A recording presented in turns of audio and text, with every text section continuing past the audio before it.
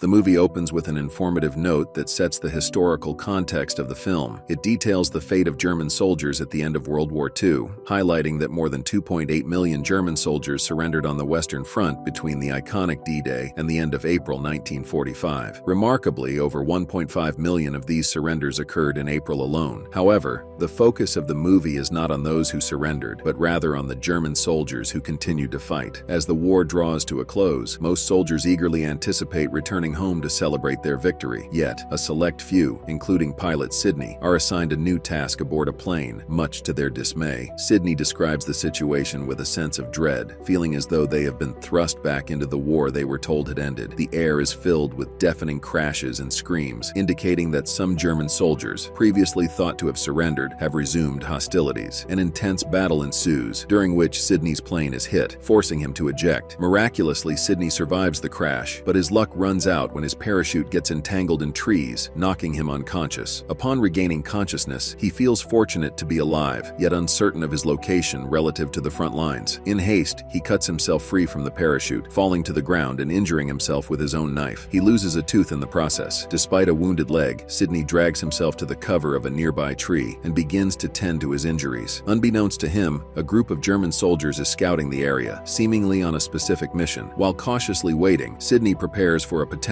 encounter, his gun at the ready. His fears materialize when he is confronted by a German soldier who orders him to kneel and drop his weapon. Facing what seems like the end, Sydney kneels, resigned to his fate, and requests the soldier to deliver a note to his family after the war. As he closes his eyes, expecting the worst, he is unexpectedly saved by an American soldier named William. William eliminates the German soldier, allowing Sydney and him to escape. As they navigate through the dangerous terrain, William takes down more enemy soldiers, instructing Sydney to collect the ammunition. However, Sydney is visibly shaken by the sight of the dead soldiers and hesitates. He urges William that they should keep moving, stressing the need to avoid staying in one place for too long. William, curious about Sydney's circumstances, inquires whether he is alone. Sydney confirms his solitude, but remains hopeful that other allies might be nearby. William informs him that the enemy is already close and seems to be specifically targeting Sydney, questioning why Sydney would risk staying behind. Acknowledging William's life-saving intervention, Sydney expresses his gratitude. Together, they contemplate their next move, acutely aware of the daunting presence of approximately 100 enemy soldiers in the vicinity. William has a strong sense of determination and readiness to confront the enemy, despite Sydney's reluctance. He suggests that if Sydney is hesitant to fight, he should leave the area. William emphasizes that Sydney is the primary target of the enemy, prompting Sydney to question if William himself is not also at risk. Unfazed, William declares his resolve to take down as many enemy soldiers as possible, driven by a deep sense of vengeance and the belief that each enemy eliminated could save a fellow soldier. Sydney perceives William's stance as akin to a suicide mission and comments on the common soldier's tendency to pursue heroism. Resigned to his decision, Sydney bids William good luck and starts to move away, choosing a direction he believes is safe. However, William warns against that path. Sydney's journey leads him to a harrowing sight: several of his friends gruesomely hung from a tree. William had tried to spare Sydney this trauma, hence his earlier warning. Overwhelmed by shock and grief, Sydney is confronted with the brutal reality of their situation. William explains this horrific scene as his motivation for seeking retribution. Sydney clings to a faint hope that some of their comrades might still be alive and suggests searching for survivors. But William delivers the somber news that all have perished, recounting his personal verification of their fate. Reflecting on this grim discovery, Sydney realizes the narrow escape they had from a similar end. He is horrified by the enemy's cruelty, likening the soldiers' deaths to a slaughter. Recognizing the danger of lingering in the area, Sydney urges a swift departure to avoid a fate like their fallen comrades. William's response implies that Sydney now fully understands the brutal reality of war. Sydney, half-jokingly, questions William's apparent indifference to his own safety, suggesting it might be a death wish. As they proceed, Sydney and William encounter 3 German soldiers. Stealthily, they hide under a fallen tree. One soldier approaches their hiding spot, but after he leaves, William swiftly eliminates him with a knife. They then ambush the remaining soldiers. William quickly dispatches his target, but Sydney hesitates, considering the possibility of using the soldier for information if he speaks English. When it's clear he doesn't, William kills the soldier, reinforcing the harshness of war and the likelihood that the Germans would have done the same. William stresses the urgency of leaving the area, fearing more soldiers might be drawn by the noise. Sydney opens up to William, expressing his longing to see his wife and child again, and his desire to end the violence. Their conversation is abruptly cut short by the sound of dogs,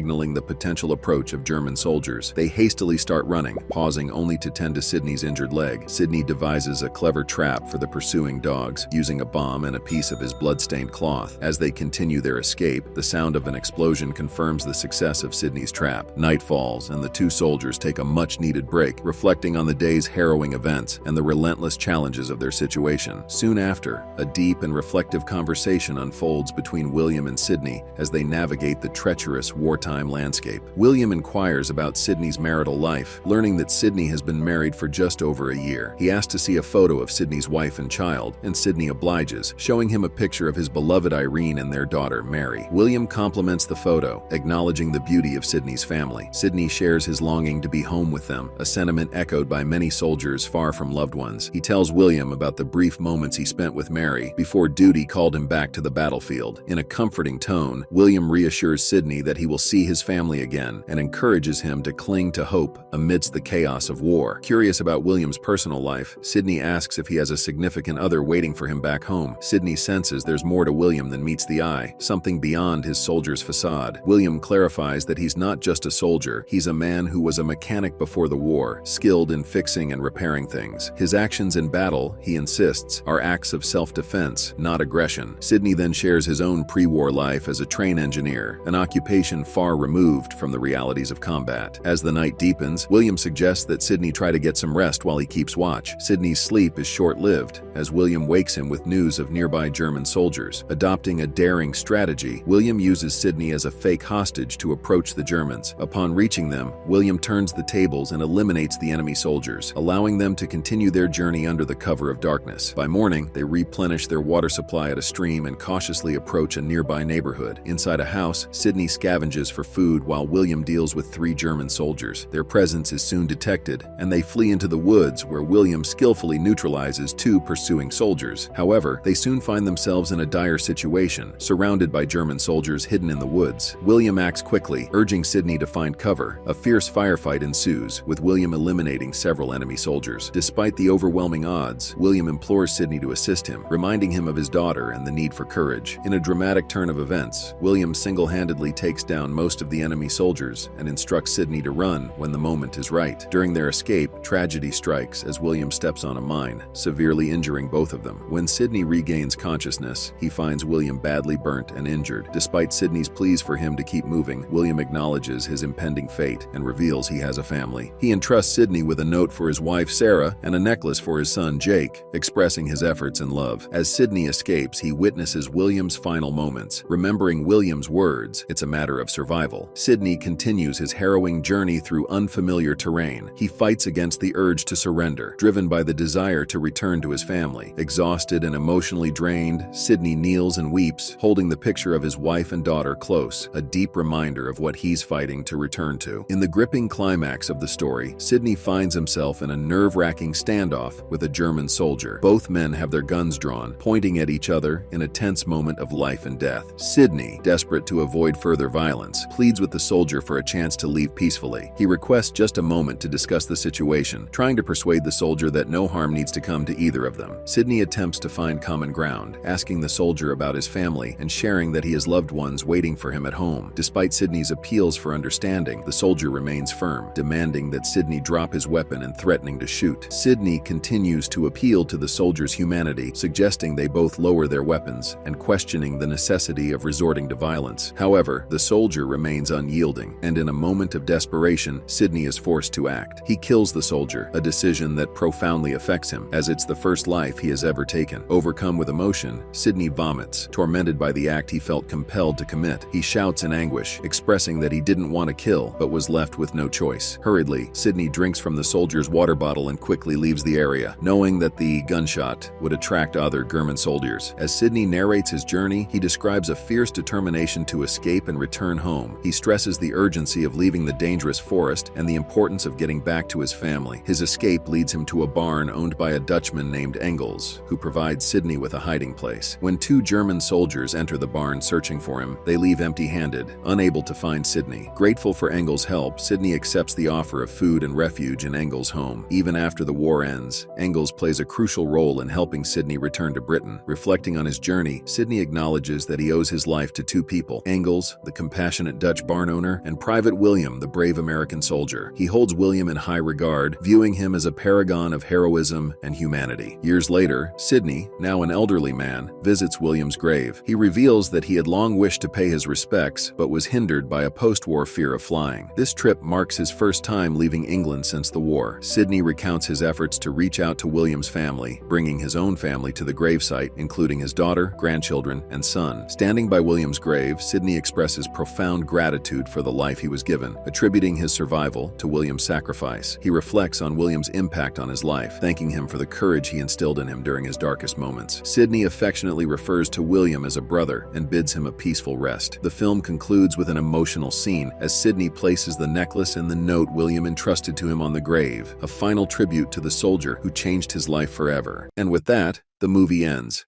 We hope you enjoyed our video. Watch the next recaps on the screen and don't forget to subscribe for more amazing recaps. See you in the next one.